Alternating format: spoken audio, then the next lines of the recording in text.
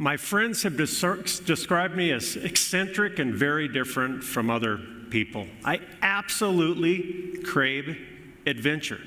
Some of my hobbies have included swimming from Alcatraz Island to San Francisco, scuba diving in the Philippines, an 18-day mountain expedition on the highest mountain in the Americas, a 5-day dangerous rock climb, El Capitan.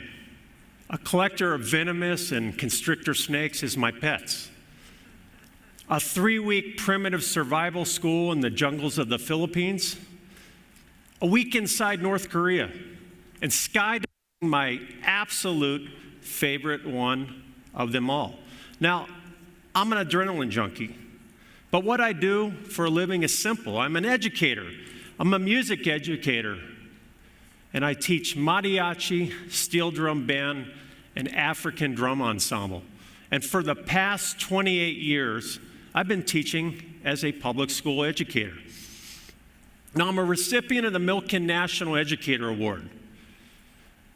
For those that may not know, the Milken Award is described as the Oscars of teaching by Teacher Magazine, and it came with a cash prize of $25,000. I even have received more than 25 other teaching awards throughout my career. But fear fuels me. And there is something that I find far more terrifying than all of my combined adventures. And what scares me is the K-12 public school system in America. Woo. And it's true. It's true. So I'm a teacher at Southwest Middle School. It's a disadvantaged school in a low socioeconomic area. And my school is only 5 minutes from the San Diego International border with Mexico. And I feel quite privileged working and serving the parents and students within my community. Unfortunately, as I look into the faces of many of my students, I don't see a very promising future. You see, at Southwest Middle School, the average reading level is somewhere around a 3rd grade. And it's just not Southwest Middle School. It's thousands of schools throughout America. And I routinely run across former students, and I ask them, well, what have you been doing? And some tell me they dropped out of high school, and others are working minimum wage jobs. And there's a few, but it's just a few, that actually obtained their bachelor's degree, and some are working on it.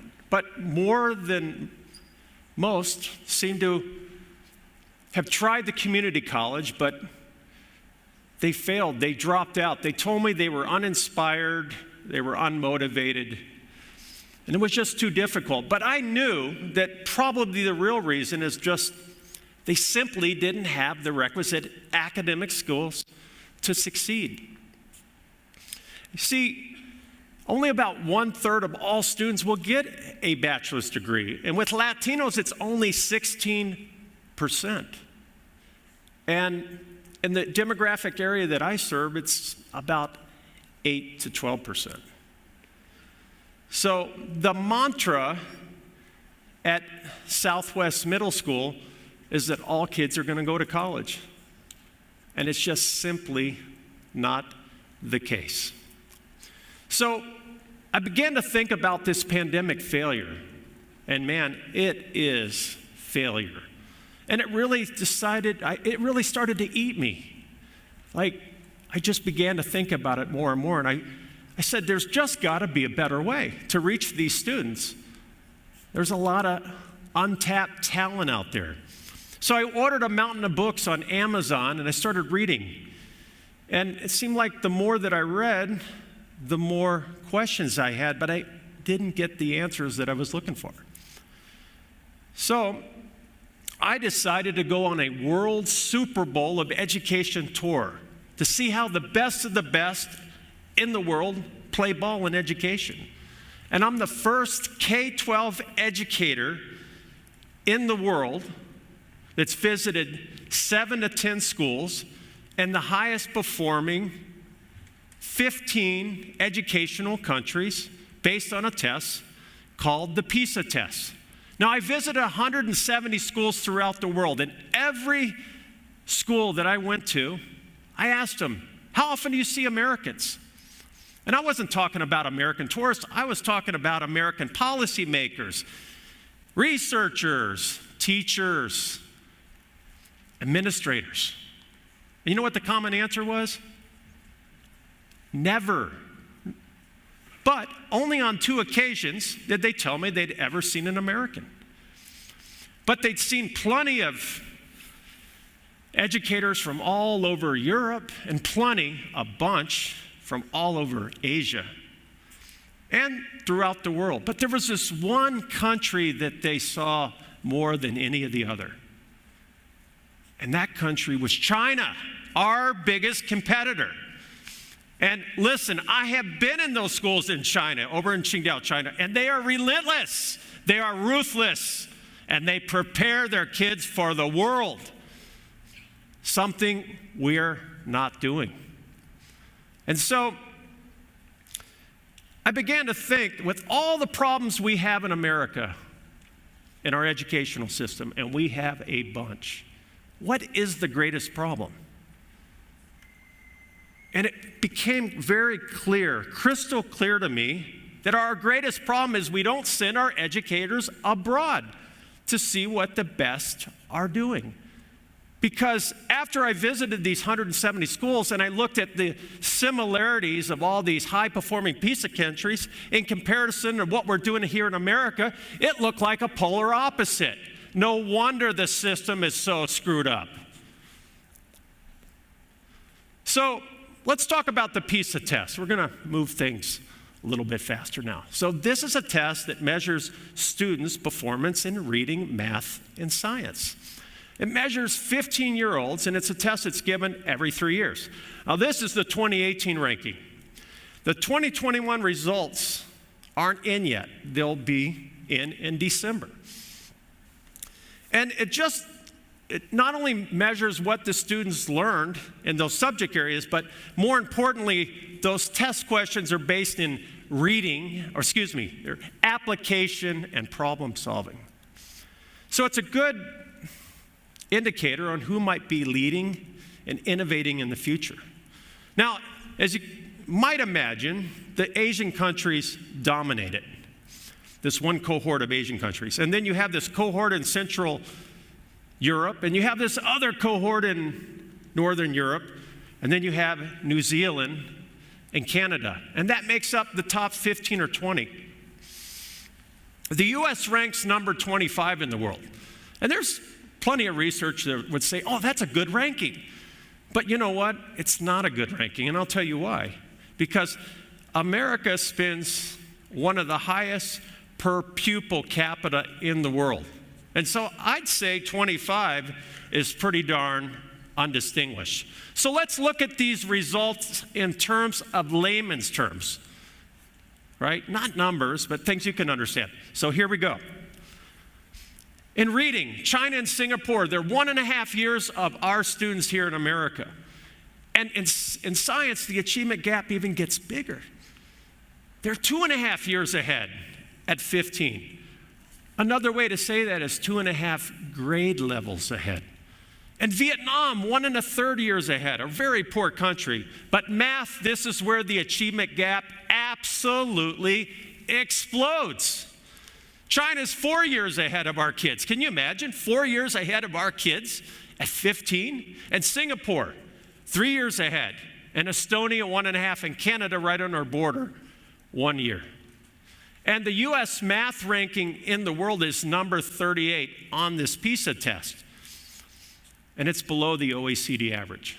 So, again, there's researchers out there that say, no big deal, we're America. We're the big boys. We'll always be good. But I think they're wrong. And I'll tell you why. Because if you look where the highest growth jobs are that pay some money, what are they in?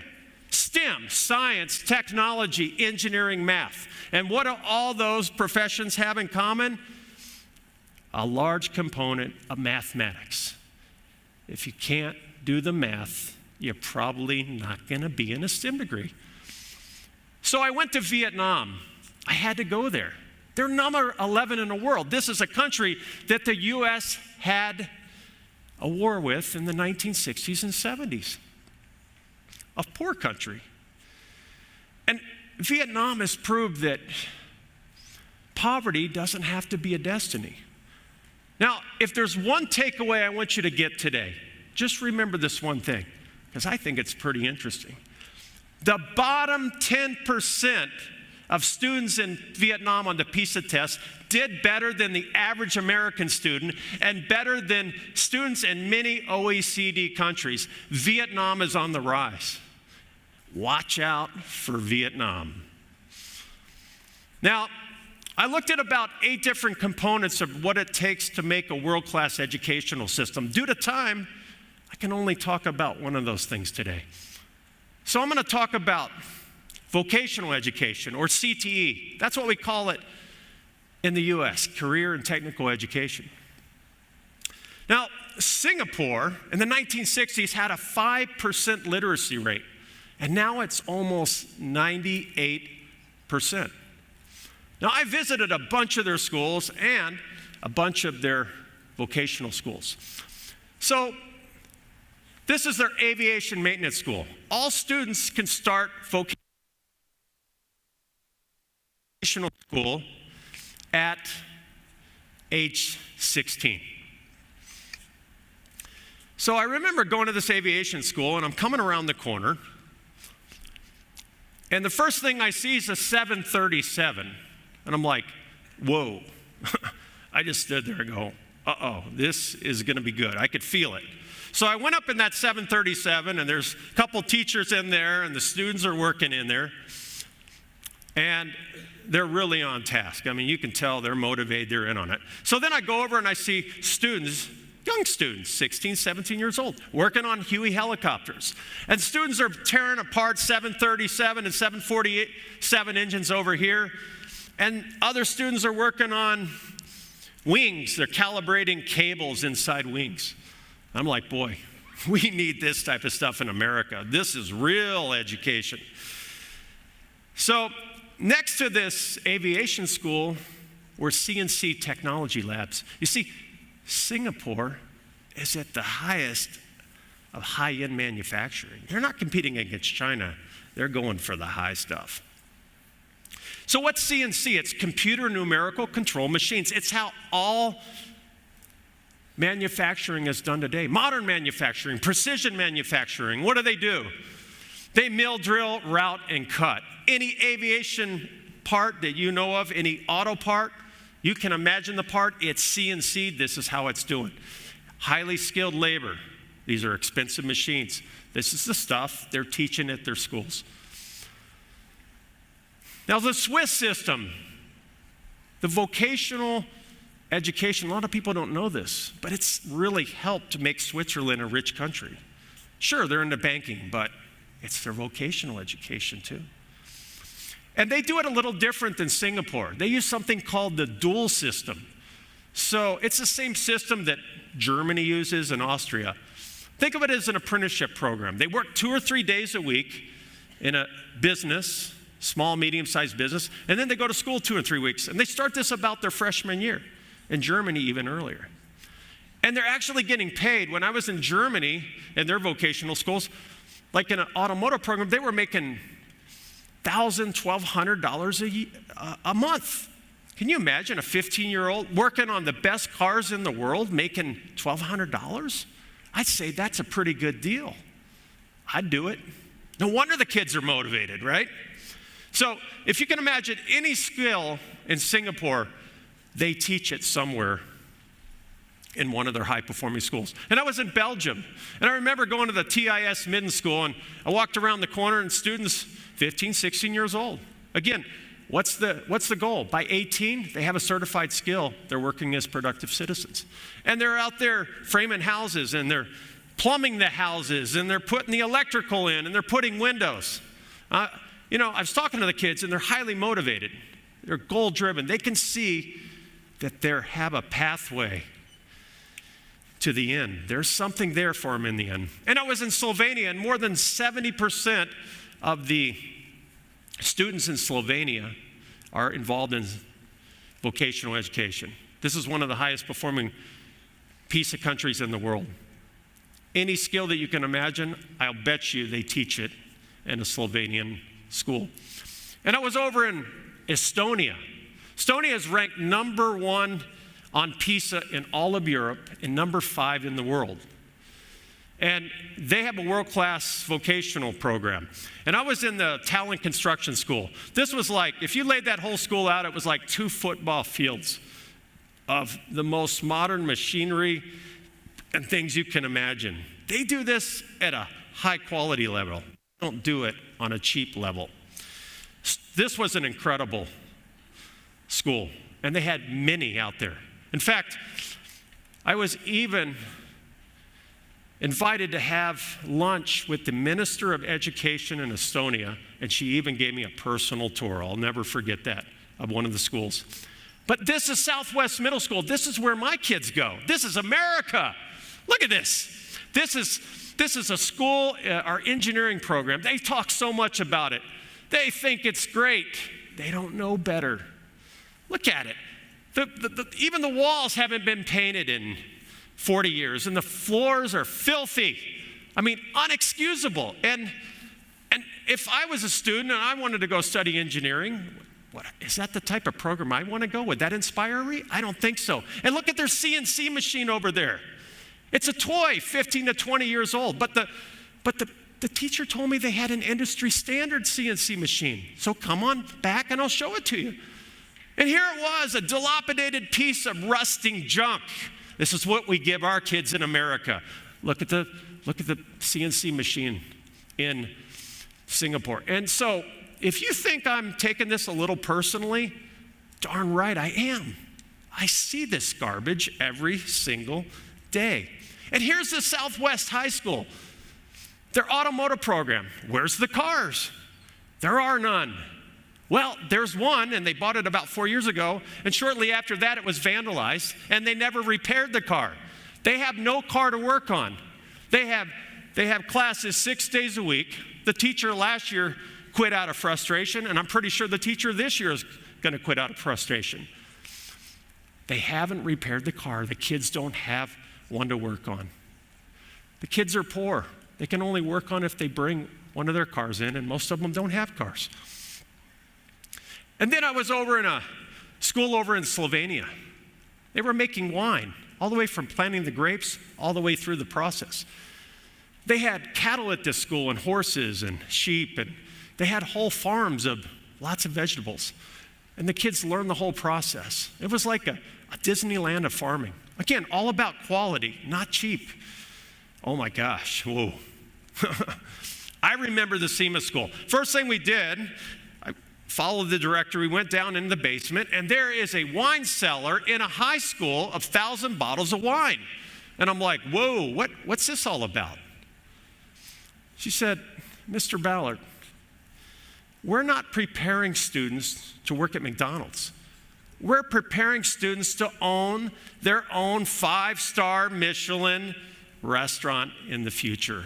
And look at the facility, something like on par with a Hilton hotel, and they had a restaurant connected where they served 3 to 5 course meals every night to the community. I'm telling you folks, this stuff is going on in the world. This is reality. And here at Southwest High School, their culinary program. Look at this. The kids were making macaroni and cheese. And the most they can get out of this is a food handler certificate, something many of us could get. And maybe a few transfer credits to one local community college. And look at the stoves they're cooking on, electric. Who uses electric? I mean, this isn't industry standards. These kids cannot go to work. But it's not all doom and gloom. There are pockets of excellence out there. And you know what? 2 of the best schools in all of the United States are right here in the Phoenix metro area for vocational education. It's true. And one is right here in Glendale. It's called WestMech, and it's incredible. I was there yesterday. They have one of the best aviation schools, maybe in the world. Not as good as Singapore, but pretty darn good. The problem with EVIT and WestMech is they're just a small sliver of kids. These are the type of schools that we need to scale. So we can do it, but we're not doing it. And so when we talk about college and career readiness with our kids, we seem to focus on the college part, but it's like we forgot about the career part. Don't we have an obligation to prepare our students for a vocation in the future? I think so. And Albert Einstein said, everybody is a genius, but if you judge a fish by its ability to climb a tree, it will live its whole life believing that it is stupid. We can do this, we must do it, and we must do it for our kids. I'm Keith Ballard, and thank you for caring.